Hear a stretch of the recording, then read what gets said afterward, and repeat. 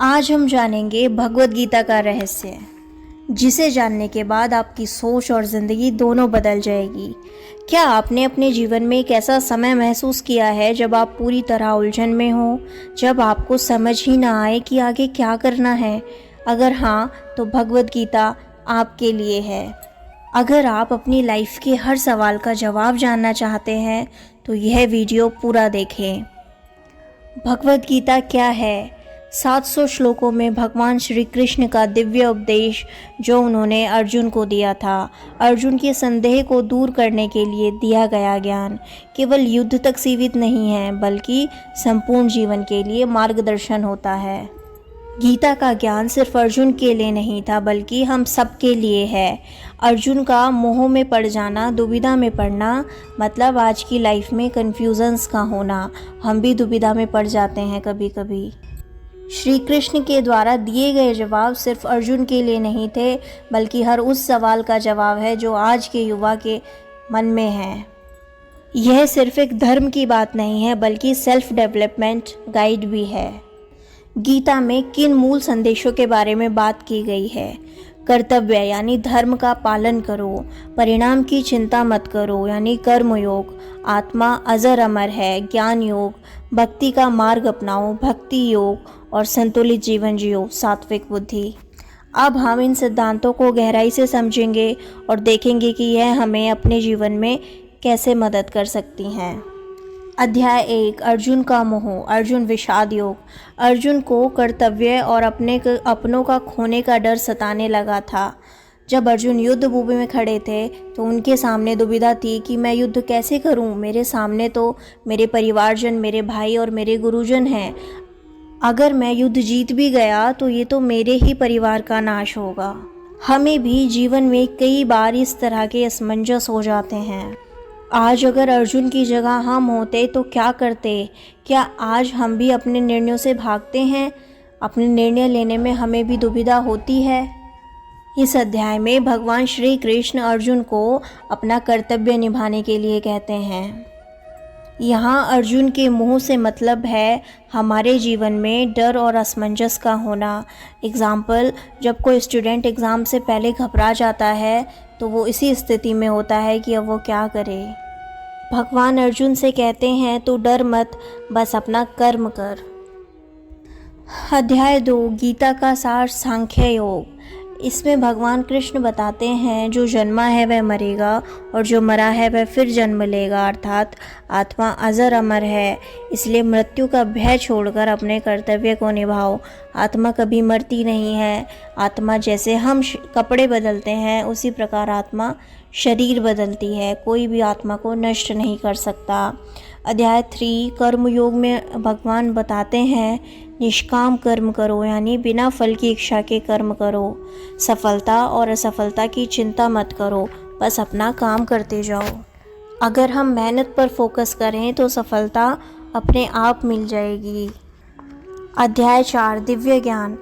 इसमें भगवान कृष्ण बताते हैं आत्मा को समझो, सच्चा ज्ञान पाओ और खुद को कर्म से मुक्त करो, अर्थात सही कर्म करके, सही कर्तव्य का पालन करके हम अपनी आत्मा को इस जीवन से मुक्त करा सकते हैं। संन्यास और कर्म योग का सामंजस्य। संन्यास का सही अर्थ कर्म से भागना नहीं, बल्कि अपने मन को नियंत्रण में रखकर कर्म करना होता है।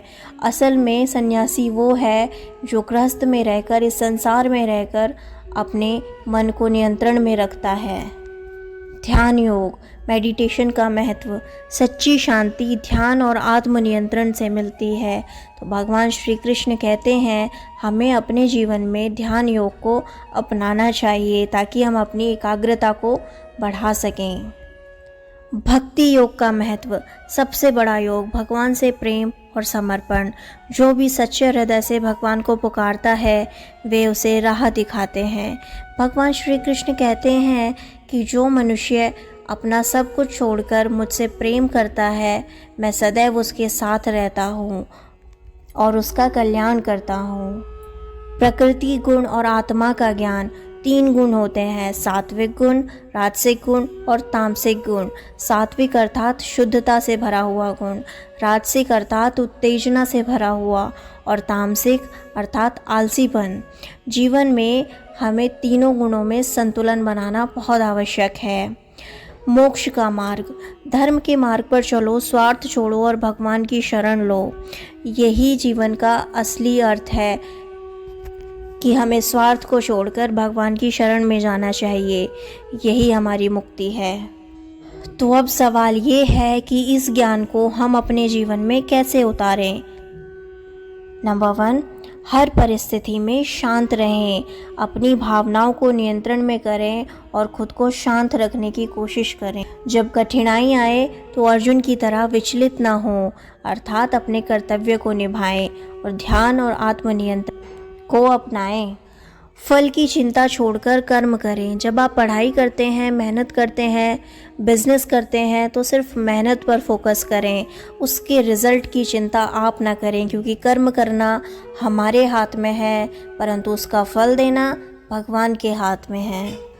सच्ची खुशी बाहरी चीज़ों से नहीं, अंदर से आती है। पैसे, शोहरत और सफलता क्षणिक है, असली शांति आत्मज्ञान से मिलती है। जीवन के उतार चढ़ाव से डरे नहीं। गीता कहती है यह संसार परिवर्तनशील है, सुख दुख तो आते जाते रहते हैं, तो जीवन में आने वाले इन उतार चढ़ावों से घबराएं नहीं और अपने कर्तव्य का पालन करते रहें। आध्यात्मिकता और भक्ति को अपने जीवन का हिस्सा बनाएं। हर दिन मात्र 10 मिनट ध्यान करें, भगवान का नाम लें और अपने कर्मों को श्रेष्ठ बनाएं। तो दोस्तों, गीता सिर्फ एक धार्मिक ग्रंथ नहीं बल्कि जीवन का मार्गदर्शन देने वाला संपूर्ण ज्ञान है। आज आपने सीखा कि गीता क्या है, 18 अध्यायों का मूल संदेश क्या है, गीता का ज्ञान हमारे जीवन में कैसे उपयोगी है। अब आपके लिए एक चैलेंज है, आज से 1 सप्ताह तक गीता का कोई एक सिद्धांत अपनाएं और देखें कि आपकी सोच और जीवन में क्या बदलाव आता है। गीता का कौन सा सिद्धांत आपको सबसे ज़्यादा प्रेरित करता है, कमेंट्स में ज़रूर बताना। अगर यह वीडियो पसंद आया हो तो लाइक करें और दूसरों तक इस ज्ञान को पहुंचाने के लिए शेयर करें। अगली बार हम गीता के किसी एक अध्याय को डिटेल में समझेंगे। अगर आप यह चाहते हैं तो कमेंट में यस लिखें। मिलते हैं दोस्तों अगले वीडियो में, तब तक निष्काम कर्म करते रहिए और अपने जीवन को श्रेष्ठ बनाइए। हर परिस्थिति में खुद को शांत रखें, कर्म करते रहें और अपना जीवन सार्थक बनाएं।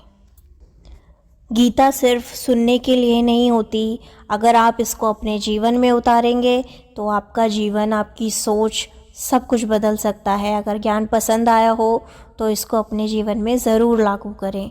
राधे राधे।